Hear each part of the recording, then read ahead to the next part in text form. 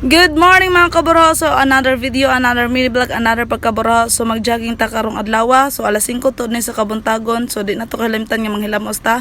Tapos karon manot bash pud ta kikintahay natay masugatan tao dito sa dalan. Di ta mauwa og maki-story. Good morning ko, good morning ti, good morning ma'am. So mao to.